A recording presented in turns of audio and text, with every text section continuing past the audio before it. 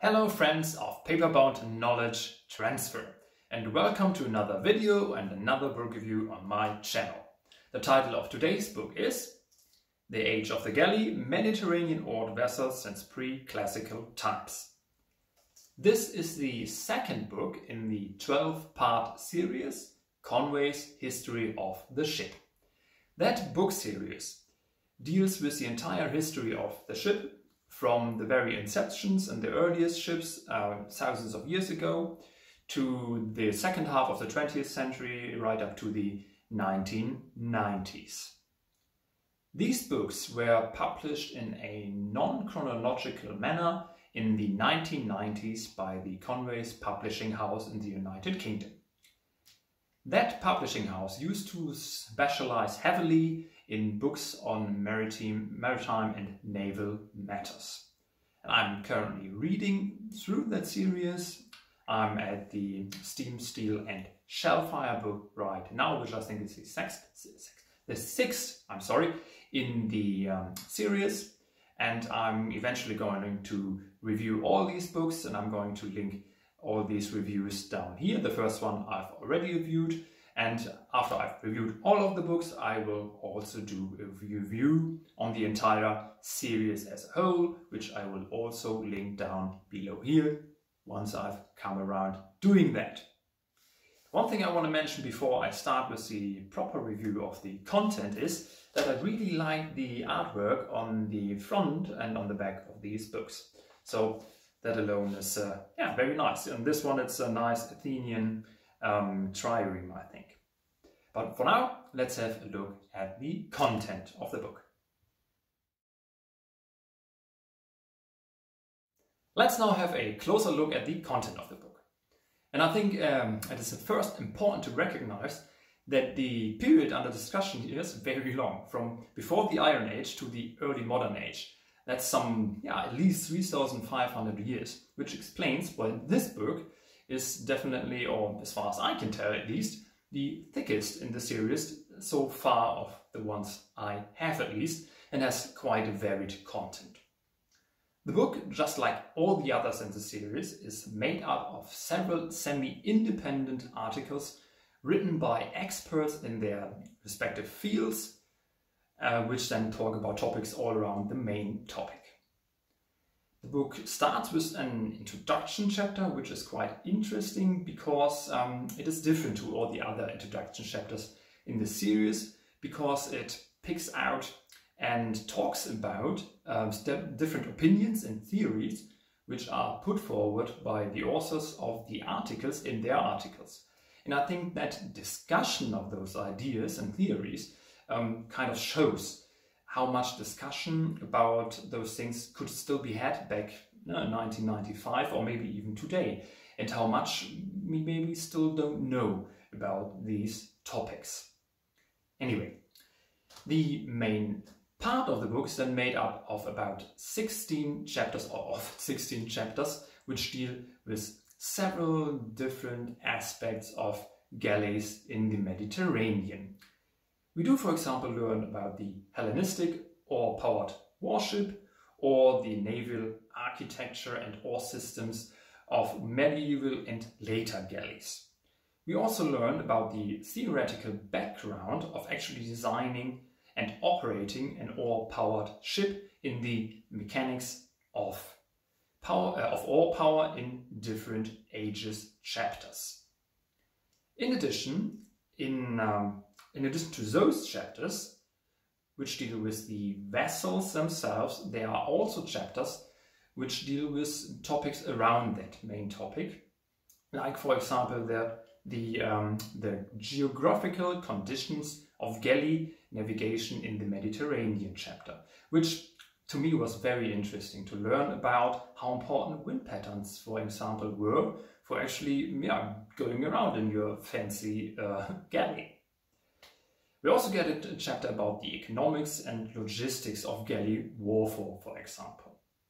All those chapters have quite a few pictures of models, maps and graphics and so on to illustrate the points being made and bring those ships and their time to life. At the end of the book there's an extensive bibliography and a glossary of terms used in the book. All in all, it's a nice all-around look at the topic, but I think it also shows that the topic is really vast and all the articles can only be a first introduction into every topic discussed. Let us now have a look at the negative and positive aspects connected to this book, maybe this series, in my opinion. And let's start with the negative aspects of which there are only a few. The most important negative aspect that I have is that the book is already 25 years old. That is quite a long time in study in archaeology, and I think maybe a few of the points being made here have already been revised. Maybe if they found another wreck and they now know more about the topic at hand, and so maybe it's not up to date in some aspects. That also is, it's also true for the bibliography. So the books given here, of course, are older than 1995, and so the points they made there could also be out of date. Correspondingly, graphics and pictures do show the standard of the time, of the middle of the 1990s, and so in a more modern publication they would likely look a bit different, a bit better, I guess. And owing to the structure of the book, just like in all of these books, some information is repeated because different authors need to restate stuff in their respective articles. So much for the negative points. Let's now have a look at the positive ones. My positive points are actually quite similar to the positive points I have about other books in this series, and they are that there's a lot of in-depth information about the topic that you get here, and also a lot of context. For example, about the actual economics behind using an oared warship in the Mediterranean in different ages. Very interesting. Also, the book can be read by topic. So if you are also only interested in one topic or one or two topics, you can just read those articles and then be on your way. But the biggest plus for me is, and the reason why I read through the series, is that it is a series. I get a total view of the entire history of the ship. And that is the biggest plus for this book as a part of a bigger series. That it is part of a bigger series and of a close narrative, of a all-encompassing narrative around ships. Final verdict. There's a lot of interesting information in this book, but some information is likely already a bit dated. But if you're looking for a good introduction into the topic, with information on a level just underneath that of a very serious researcher, and if you want to follow the history of the ship through all of these 12 books in this series, then this is a good book in my opinion. Put differently, if you find a cheap one, or one for a good price on the internet or somewhere else, go and buy it, because that can be difficult. Further reading recommendations from me on the topic of ships today, the next book in the series, which is Cogs, Caravels and Galleons, the sailing ship 1000 to 1650. And I guess all the other books in the series if you wanted a complete series on the history of the ships. That was my opinion on this book.